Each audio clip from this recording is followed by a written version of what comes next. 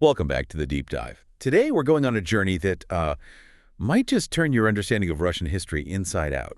Imagine if the history books you read, those grand narratives of empires, revolutions, political ideologies, what if they only told half the story? Mm. What if beneath all that there was this whole submerged world, a hidden current of the strange, the mystical, the downright bizarre that has been, well, quietly shaping a nation for centuries? That's precisely it. That's exactly where we're headed on this deep dive. We're peeling back the layers to reveal a Russia few ever truly see. Indeed.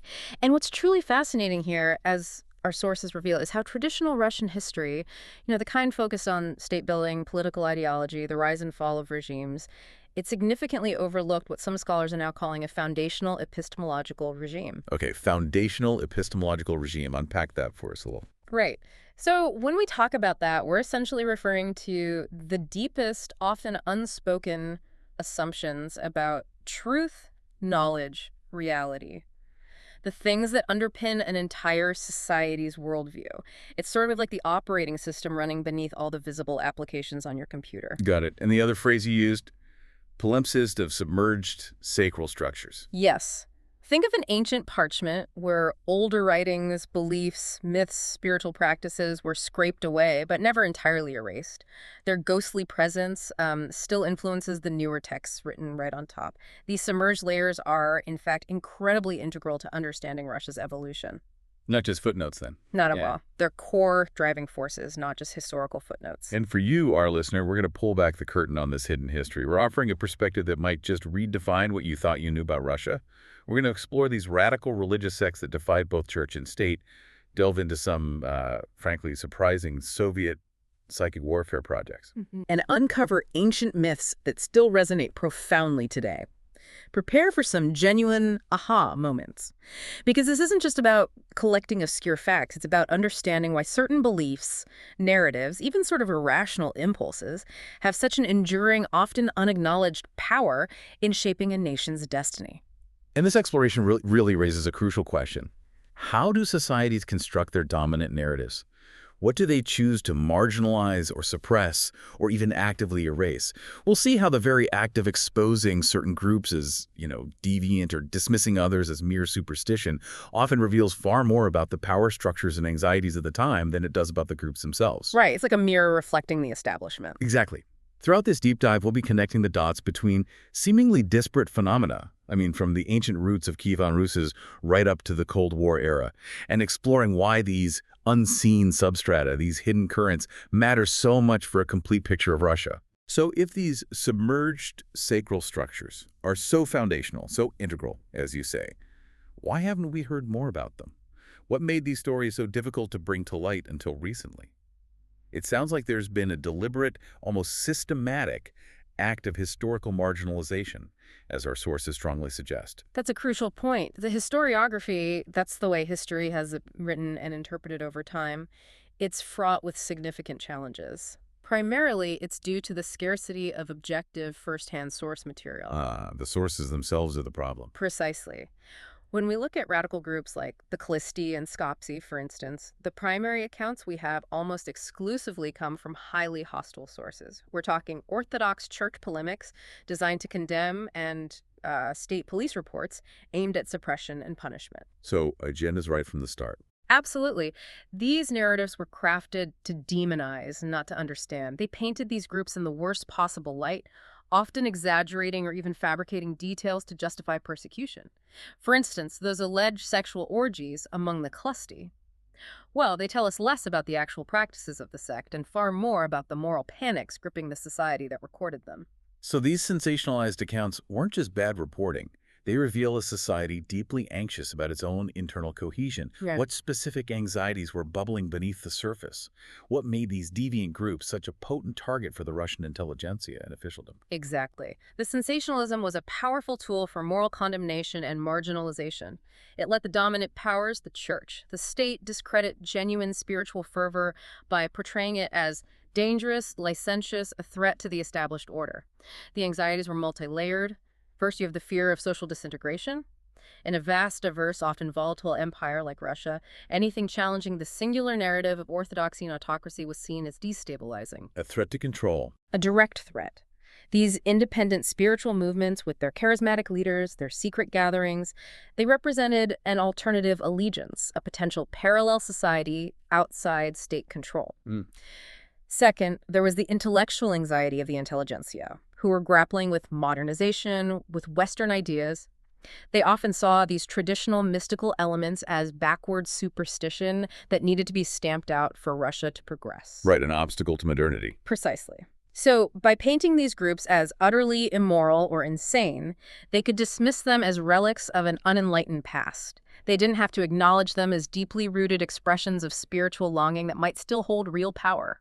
So the state and the church actively worked together to enforce this single unified narrative. Anything that deviated, anything strange or mystical, got pushed to the fringes. That's a powerful act of control, isn't it? Essentially constructing what Russia should be by suppressing what it actually was in many ways. Absolutely. And this pervasive lack of reliable firsthand accounts isn't accidental. It's a deliberate historical construct. The suppression was clear, it was continuous. Even acts like the Bolsheviks' anti-relic campaigns in the early Soviet period, when they publicly desecrated saints' relics to discredit the Orthodox Church. Yeah, I remember reading about that. Well, that can be seen as asserting a new ideological dominance. They were dismantling the superstitions of the old regime, yes, but not to promote true spiritual freedom. They wanted to replace them with a new, equally totalizing materialist ideology. Creating one dogma for another. Exactly. It's a continuous pattern. Control the narrative by controlling what's deemed acceptable history and what gets relegated to superstition or deviance. Ensure the official story reigns supreme, neutralize any threats. And this dynamic, this struggle between the official narrative and these hidden currents, it continued even into the Soviet period, which we often think of as purely rational, scientific, militantly atheist. You expect a complete purge of anything mystical then. It's a common misconception, really. For decades, Western Cold War Sovietology largely viewed the Soviet regime as this monolithic, pragmatic, atheist entity. It effectively dismissed any spiritual or esoteric substratum as irrelevant or non-existent. The standard Cold War view. Right. And this state-centric view completely ignored the very real religious and mystical longings that animated pre-revolutionary Russian art, philosophy, even its revolutionary fervor. But as our sources highlight, there's been a recent scholarly turn. It's fundamentally reframing occultism and esotericism, not as mere eccentricities or fads, but as central to Russian modernity itself. Central. How so? These currents provided a kind of metaphysical framework for radical artistic and political experimentation. They offered alternative ways of understanding reality, understanding change. So not just fringe beliefs, but actually influencing art and politics. Precisely. It's a vital counter-narrative. It reveals this continuous thread of the mystical in Russian history that persistently challenges the dominant accounts of a purely rational or materialistic society. It proves that even a totalitarian state can't fully suppress the human spirit's quest for meaning beyond the purely material. That's a profound thought, that even facing militant atheism, these currents found new ways to manifest. Okay, let's dive deeper into some of these fascinating deviations. Our sources reveal that beneath that image of a docile, monolithic Orthodox peasantry, which is often how we picture pre-revolutionary Russia, there was this surprising, vibrant, often defiant world of sectarian practices. Absolutely. And these weren't just random acts of dissent, but often, as the sources say, radical extensions of Orthodox logic, pushing spiritual hyperliteralism to, well, extreme lengths. Indeed. One of the most striking examples we encounter is the Khlysty, or Christ faith. This movement emerged back in the 17th century. Their beliefs represented a profound break from institutional orthodoxy. They rejected the established priesthood, holy books like the Bible as the sole word of God, even traditional church buildings. So what did they believe instead? They believed in living gods or living Christs, charismatic leaders whom they saw as reincarnations or manifestations of Christ himself, or sometimes the Mother of God, people who could provide a direct, intense, unmediated experience of faith. A radical decentralization of spiritual authority. Completely. Okay, here's where it truly gets astonishing, at least for me. Their core theology was based on this paradoxical idea of salvation. Our sources note their belief that salvation could be attained only by total repentance. Right, standard enough. but that this repentance became far more achievable for one who had truly transgressed, which led to their attributed and highly controversial motto, sin in order that you may obtain forgiveness. That's quite a twist on conventional Christian thought. It speaks to a profound desire for a faith experience that's deeply emotional, physical, not just rigid dogma. It absolutely does. And it wasn't just a theological loophole or an excuse for hedonism like their critics screamed.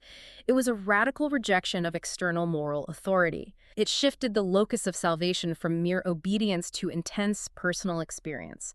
It allowed for this profound, almost cathartic spiritual journey. The very act of transgression could become a crucible for a deeper, more felt repentance, rather than a purely intellectual one. So it's about intensity of feeling. Intensity, directness. It illuminates this deep-seated Russian longing for a direct, unmediated connection to the divine, a desire for an intense, emotional, physical encounter with faith, beyond the rigid, often impersonal structures of the established church. And their main ritual reflected this, the radany. Yes, the radany. The term means zeal or frenzy. It was an ecstatic group dance performed in secret. Participants would whirl rapidly, often for hours, until they collapsed. They entered a trance, a state of ecstatic frenzy, which they believed brought them into direct communion with the divine. The physical intensity, the secrecy, these were core parts of their spiritual practice, designed to induce a powerful, transformative experience. And it's exactly these secret, ecstatic rituals that became fodder for the sensationalism, wasn't it? Hostile accounts from the church, from Tsarist authorities, painting the radany as covers for sexual orgies, licentious behavior. That's where the condemnation focused. Using rumor, forced confessions, highly biased testimony. Yeah. A very salacious picture. Precisely. And it's important to emphasize, as scholarly consensus now notes, these claims are largely based on rumor and polemics, not on verifiable objective evidence. This again demonstrates how the mainstream narrative chose moral condemnation as its primary tool to marginalize what was, for the Khlysty, genuine spiritual fervor. Right. Easier to paint them as immoral deviants. Much easier. By portraying them as a dangerous, licentious deviation, it justified persecution and dismissed their profound spiritual searching without having to engage with its actual theological underpinnings. The moral panic they generated deflected from any deeper social or spiritual dissatisfaction that might have fueled such movements. Taking this radicalism to an even more extreme physical conclusion were the Skopsi, an offshoot that emerged from the Khlysty, right? That's correct. Their defining ritual, one that still shocks us today, was the surgical removal of male and female genital organs, a practice they saw as holy martyrdom, a direct, literal path to the kingdom of heaven. Their justification, as our sources highlight, came from an extreme literal-mindedness in interpreting Scripture. It's quite startling. They cited passages like Matthew 19.12, where Jesus speaks of eunuchs who have made themselves eunuchs for the sake of the kingdom of heaven. Wow. And for the shedding of blood, they pointed to Hebrews 9.22. Without shedding of blood is no remission forgiveness. This radical engagement with Orthodox logic, despite its horrifying physical outcome, is striking in its internal consistency for them. They genuinely believed they were following God's word in its purest form. They did. It sounds incredibly grotesque, deeply disturbing to our modern sensibilities, but for them, it was the ultimate path to salvation, a sacred act. The physical details from 19th century court testimonies, forensic studies, our sources draw on these. They describe the acts in harrowing detail. Yes, they do. For men, these things they called seals. The minor seal was removal of the testicles, the royal seal. More extensive, the amputation of the entire penis. And for women, excision of the labia majora and minora, sometimes the clitoris, performed in absolute seclusion, often remote locations, using crude instruments, knives, razors, even red-hot irons. Yes, the accounts are brutal. With participants willingly enduring intense pain. No narcotics, no alcohol. Seeing it as profound self-sacrifice, it just makes you realize how deeply held beliefs can lead to such profound, even self-destructive acts of faith. Another enduring, powerful form of religious dissent that profoundly influenced Russian history were the Old Believers. Ah, yes, the Old Believers, from the Great Schism. Exactly. Originating from the Great Schism of the 17th century, when they vehemently rejected Patriarch Nikon's liturgical reforms, they viewed these changes, minor alterations to rituals, texts, even how many fingers to use for the sign of the cross, as the work of the Antichrist, a corruption of the true faith. So not just a minor disagreement. Not at all, a fundamental split. While many old believers just sought to preserve what they saw as purer orthodoxy, the radical bezpapopsy, or priestless branch, went much further. They renounced the entire priesthood, believing it had become corrupted and, consequently, most sacraments. They thought a true priesthood couldn't exist anymore in a fallen world. A complete break from the institutional church and, by extension, the state it supported. Utterly complete. And this radical rejection of both church and state led to fierce millenarian resistance, didn't it? Against a world they believed was ending, hopelessly corrupted. Yes, their worldview was deeply apocalyptic. And the most extreme, maybe the most shocking form of this defiance was suicide by fire for the true faith.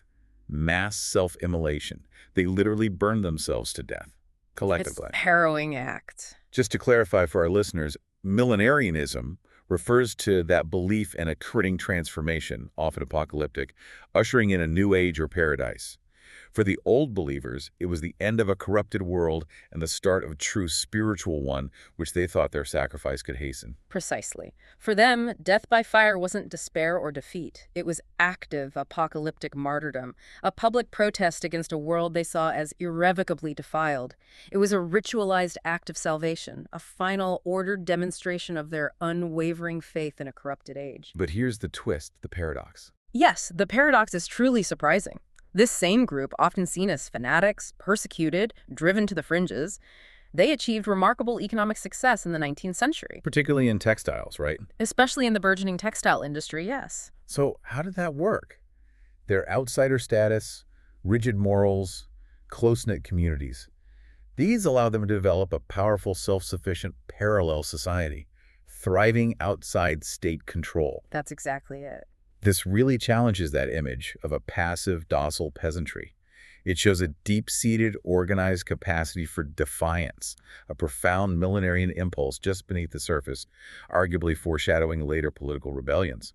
How did their religious devotion translate into industrial success, building this sort of alternative economic empire? It's a fascinating socioeconomic paradox. Their strict moral codes, absolute honesty in business, unwavering sobriety, a profound, almost ascetic work ethic made them incredibly reliable and trustworthy partners, especially within their own communities. Trust based on faith. Literally and figuratively, yes. This fostered an internal economy where credit and trust were paramount, allowing them to bypass the often corrupt and inefficient state bureaucracy. They specialized in industries like textiles, where their meticulousness, communal support networks, and pooled capital gave them a significant competitive edge. So it wasn't just survival, it was thriving.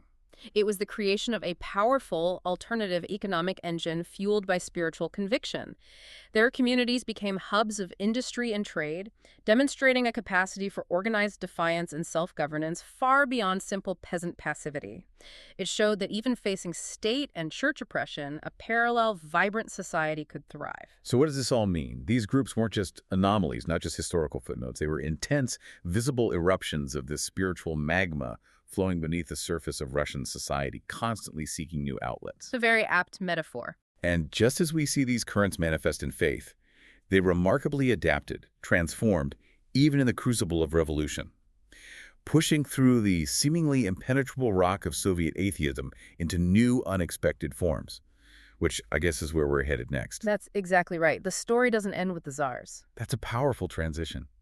Because you'd think the 1917 Bolshevik Revolution would be a complete, clean break from all this superstitious past, a triumph of materialist rationality. That's the standard narrative. But our sources argue for this strange, compelling continuity, where occult and esoteric ideas weren't just retained, but even reframed and weaponized by the new Soviet state. This is where it truly gets astonishing, these hidden connections between revolutionary fervor and secret mystical pursuits. Indeed. To understand this continuity, we need to look back slightly to the late 19th and early 20th centuries. This period saw a significant occult revival in Russia. And it wasn't merely a fringe thing. It was driven by the waning credibility of the Orthodox Church, seen by many as stagnant, and a spiritual vacuum created by rapid industrialization, social upheaval. People were looking for something else. Exactly. Russian intellectuals, artists, even some political figures turned to European traditions. Freemasonry, theosophy, various forms of Hermeticism, looking for spiritual, aesthetic, even revolutionary renewal. This period saw a fascinating convergence of occult thought with radical aesthetic and political movements. The lines between magic, science, social transformation, they started to blur considerably. And this wasn't just some intellectual parlor game, right? Our sources point to icons like Wassily Kandinsky, Kazimir Malevich, central figures of the Russian avant-garde who were deeply influenced by esoteric doctrines. Deeply influenced, yes. Their abstract works, for example, weren't just pretty patterns. They often tried to reveal a higher world hidden beyond empirical material reality, a spiritual dimension they believed was more fundamental than the visible one. That was the goal. This wasn't marginal. It was, as our sources describe, a foundational epistemological regime animating the radical aesthetic innovations of the Russian avant-garde, laying the spiritual groundwork for revolutionary art that sought to reshape human consciousness itself. It was incredibly ambitious. Okay, so the stage is clearly set with this powerful undercurrent of mysticism pre-revolution. But after 1917, despite militant atheism, the Soviets had a surprising and profound interest in the paranormal. How on earth did they reconcile that with a philosophy rooted in strict historical materialism and the rejection of all things supernatural? That's the core paradox, isn't it? They didn't simply reject the mystical outright. They sought to secularize it and weaponize it. They cleverly recategorized spiritual phenomena into a new, scientifically palatable form, occult science or parapsychology. Giving it a scientific veneer. Precisely. And this approach, oddly enough, built on pre-revolutionary research by highly respected figures like D.I. Mendeleev, famous for the periodic table. He actually investigated spiritualism, seances. No kidding, Mendeleev. Yes. And Vladimir Bekhterev, a pioneering neurologist, studied mental suggestion and the power of the collective personality. Bekterev's theory, for example, proposed that a group could react to a stimulus as a single, unified entity. Almost like a collective consciousness. Okay, I can see the appeal for a new regime. Exactly. For a regime seeking to mold a new Soviet man and exert total control, the political utility of this was immense. If collective behavior could be understood, maybe manipulated through mental suggestion, it offered a powerful, seemingly scientific justification for mass indoctrination and social engineering. So what they might have once called telepathy, they rebranded as biocommunication. And psychokinesis, moving objects with the mind, became psychotronics. That's the pattern. It sounds less like genuine science and more like masterful rebranding. Taking the mystical, dressing it up in scientific clothes for a materialist state, but keeping that underlying fascination with hidden powers. That's a very good way to put it. The Soviets secretly funded and classified extensive research in these areas, cloaked in materialistic jargon to avoid ideological condemnation. These projects sought to harness unexplained phenomena for intelligence, for military applications, specifically things like remote viewing for clairvoyance and telepathy for covert communication. They hoped to gain an edge in the Cold War. The psychic arms race we heard about in the West. Right. While Western sources often portrayed it sensationally like that for the Soviet program, it was more of a cold, pragmatic attempt to contain and exploit the unexplainable within a rational scientific framework. But this state investment, it's a deep ideological contradiction for an allegedly rationalist atheist society. It reveals this profound, unacknowledged anxiety about a mystified unknown. Elements official ideology couldn't explain or control, yet couldn't dismiss entirely. So the fascination remained, even if the labels changed. Exactly. Which shows a striking intellectual continuity with the pre-revolutionary occult revival. The search for hidden forces simply donned a new scientific guise. And to give you some concrete examples from our sources, you see this thread running from Mendeleev's Spiritualism Commission in the late imperial period. Then, early Soviet period, you have Abe Barchenko running secret OGPU programs. That's the secret police, predecessor to the KGB, exploring bioenergetics, psychotronics. Wow, the secret police were involved early on. Deeply involved. Later, mid-Soviet era, L.L. Vasilyev conducted extensive telepathy experiments, and both the KGB and the Ministry of Defense had highly classified projects focused specifically on biocommunications and psychotronics for military and intelligence purposes. So it was serious, ongoing research at the highest levels. Very serious, very classified. This blending of the mystical and the scientific really demonstrates how fluid these boundaries were, even under extreme ideological pressure. Which leads us to look at how mysticism intersected directly with the highest levels of politics and art. This is where that submerged world really surfaces, isn't it? Showing how politics, art, mysticism, they weren't separate domains, especially in that turbulent early 20th century. They were deeply almost inextricably intertwined. This is really unpack how these forces came together and sometimes clashed. One a remarkable and often overlooked movement from the early Soviet period was God-building. Led by prominent Marxists, surprisingly enough, people like Anatoly Lunacharsky, Maxim Gorky, Alexander Bogdanov, they weren't rejecting spiritual ideas. Instead, they sought to reconcile Marxism with a new humanistic religion. They believed the socialist revolution needed a profound spiritual foundation to truly succeed and transform humanity. Wait, Marxists trying to build a new religion? That was the idea. Yeah. Their core premise was truly revolutionary. They argued the socialist revolution wasn't just political or economic, it was the culmination of human religious history itself. They envisioned the proletariat, the working class, as a divine collective, a god in the making, whose collective struggle would transform the world from an evil workshop into a cathedral, ultimately ushering in a socialist paradise on Earth. As our source notes, that's patently analogous to religious millenarianism, a grand vision of a spiritualized redemptive revolution changing reality itself. It was a powerful, almost mystical interpretation of historical forces. However, this religious interpretation of Marxism was fiercely condemned by Lenin. Lenin wasn't having it. Not at all. He saw God building as foulness, self-humiliation, a dangerous deviation from pure materialistic dogma. His staunch atheism clashed violently with their spiritualization of the revolution. He actively sidelined the movement, saw it as a threat to ideological purity. Were they just a fringe group then? Despite Lenin's strong opposition and their eventual suppression, these ideas were far from fringe. They gave explicit expression to a profound idealistic strain inherent in Russian Marxism. A revolutionary impulse rooted not just in scientific determinism, but in a deep-seated religious conviction, a longing for a redemptive apocalypse. It shows that for some, the revolution's deepest motivations were a fulfillment of a spiritual yearning. Another iconic figure at this intersection of mysticism and power, Grigory Rasputin, the infamous mad monk. The popular narrative, fueled by sensationalism, paints him as this debauched charlatan who manipulated the Romanovs, corrupted the court, brought down the empire. That's the common image, but scholarly and forensic analysis, which our sources delve into, reveals a much more complex and frankly tragic reality. Academic accounts argue Rasputin was more a symptom of a failing autocracy, a weak, isolated imperial court, than its primary cause. A symptom, not the disease itself. Exactly. His profound influence stemmed not from political genius or manipulation, but from his uncanny ability to alleviate the suffering of Tsarevich Alexei, who secretly had hemophilia.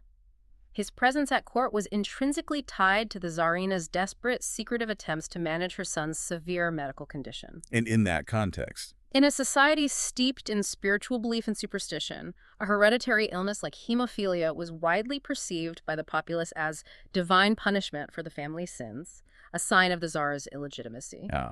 Rasputin, with his peasant roots, his mystical aura, offered a perceived connection to divine healing that traditional medicine couldn't provide.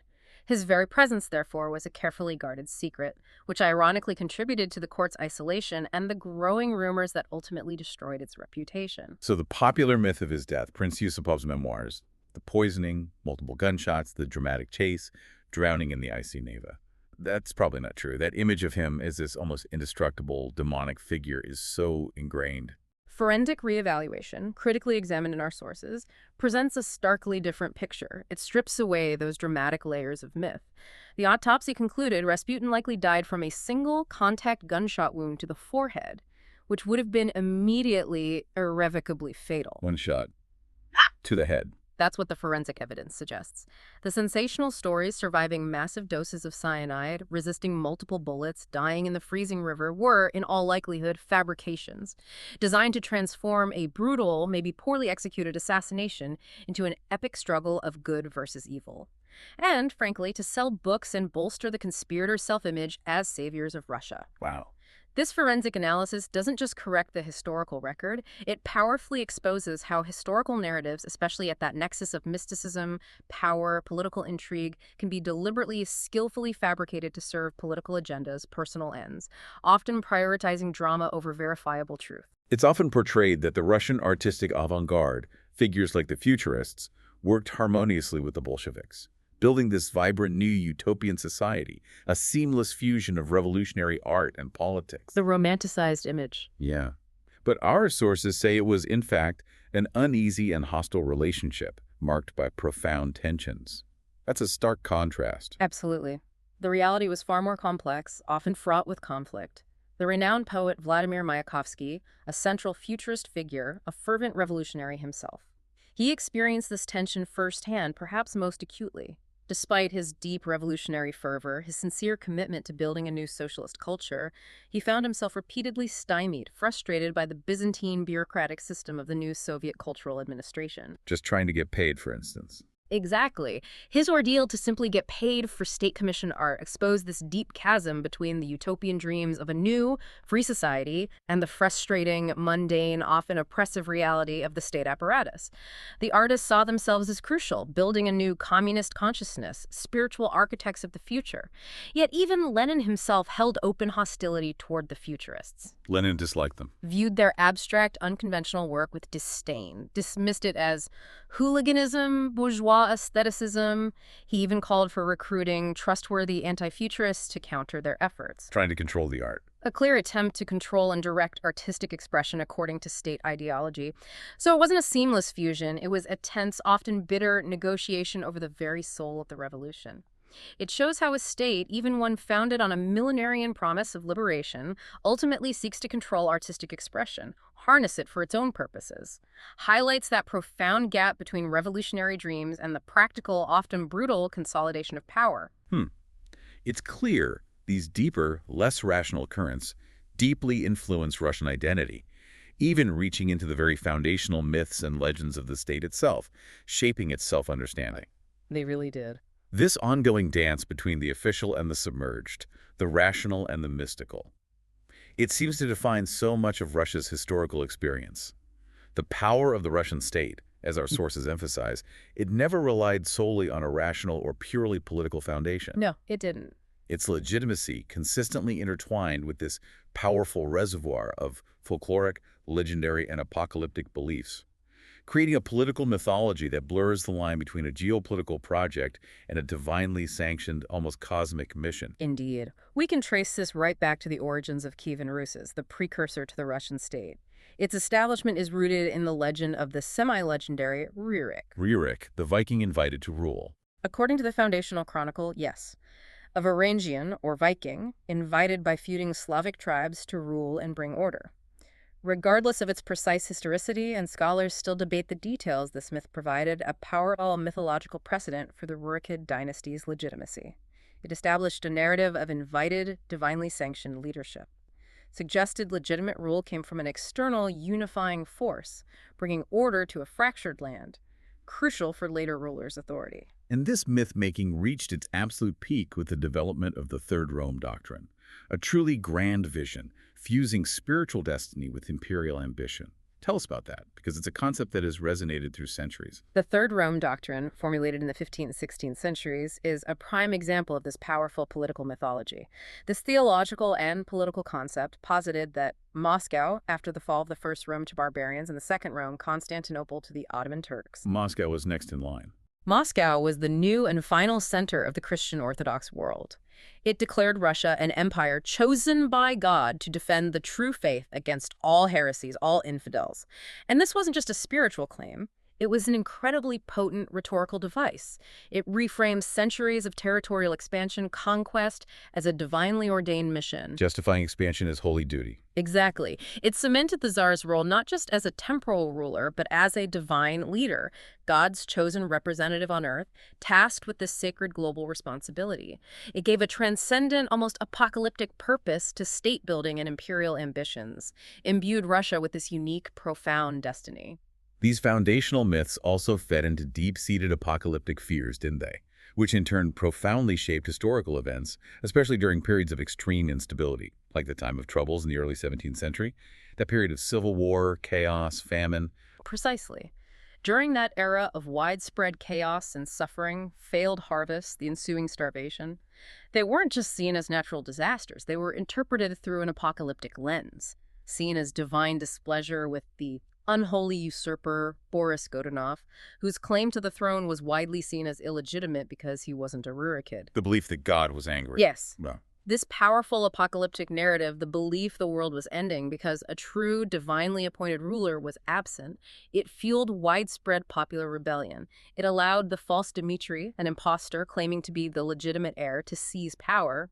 And these ancient fears, this deep cultural tendency to interpret political and natural calamities as signs of divine judgment, they persisted even into the 20th century. Really? How so? They profoundly influenced Tsar Nicholas II, for instance. He kept his son Alexei's hemophilia a closely guarded state secret, not just for pragmatic political reasons, but because hereditary illness affecting the heir was widely perceived in that traditional sacred culture as divine punishment for the family's sins, or a sign of dynastic illegitimacy. So an irrational belief, deeply rooted in the submerged culture, profoundly shaped the fate of a modern empire. Absolutely. Finally, let's look at a beautiful, haunting folk myth. The legends of the invisible city of Khlysty.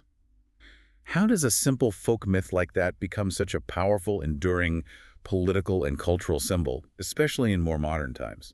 The legend of Khlysty is incredibly evocative. It tells of this righteous city that, facing Tatar invasion, sank beneath the waters of Lake Svetloyer, became invisible, only revealed to the pure of heart. A hidden paradise. In a way, originally this legend was known primarily to the Old Believers, a symbol of their persecuted but pure faith, hidden from a corrupt world.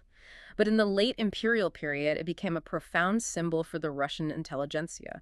Artists, writers, philosophers grappling with rapid modernization, political upheaval, a deep spiritual crisis. What did it mean to them? For them, Khlysty represented the ideal Russia. A hidden, spiritual nation, pure, uncorrupted, awaiting rediscovery amidst the superficiality and corruption of the visible state. A powerful metaphor for spiritual awakening, a return to authentic Russian identity. So they adopted this folk myth for their own purposes. Exactly. This appropriation illustrates that enduring Russian narratives are rarely constructed from scratch. They're drawn from this deep reservoir of religious and folkloric symbolism, a practice of drawing on ancient myths, infusing them with contemporary meaning that continues to define Russian political and cultural identity even today. It really shows that the official narratives are often just a thin veneer. To truly understand Russia, its aspirations, its anxieties, we absolutely have to look deeper. If we connect this to the bigger picture, what we've discovered today is that Russia's past isn't some linear, rational progression. It's this perpetual, submerged world, constantly influencing the surface, the strained, the marginal, the seemingly bizarre. They aren't incidental or peripheral. They are, in fact, central to understanding the nation's character, its historical trajectory. So those conventional narratives, the monolithic Orthodox state, the purely rational Soviet regime. They're shown to be just one layer, often a deliberately constructed one, over a far more complex, multi-layered reality. This constant tension, this struggle between official ideology and this deep-seated spiritual, mystical, folkloric substratum. It has profoundly defined Russia's historical imagination and continues to shape its identity. So what does this all mean for you, our listener? It means that to truly grasp the Russian experience, from its foundational myths, the enduring power of its religious dissidents, right up to its modern geopolitical ambitions, you have to be willing to descend, to leave the well-lit, familiar path of mainstream history and go into this unseen substratum. These forgotten histories aren't just relics of a strange, distant past. They're living, powerful narratives, powerful impulses that continue to shape Russian statecraft, culture, national self-perception. They hint at a nation that has always been more, and perhaps less, than its official story. Indeed. They hint at a nation always more than its official story, more complex, driven by unseen currents. Which raises an important question for you to ponder, our listener. In what ways might these deep-seated, often mystical undercurrents, these submerged sacral structures, in what ways might they continue to unconsciously inform national identity and decision-making today, in ways that even official rhetoric might not fully acknowledge or even intend? How might these echoes of the past still subtly guide a nation's path in the present? A truly thought-provoking question for you to mull over long after this deep dive concludes. Thank you for joining us on this exploration of Russia's hidden spiritual currents. We hope you've gained a new, richer perspective and are inspired to keep digging beneath the surface of the stories we're told, wherever they may lead.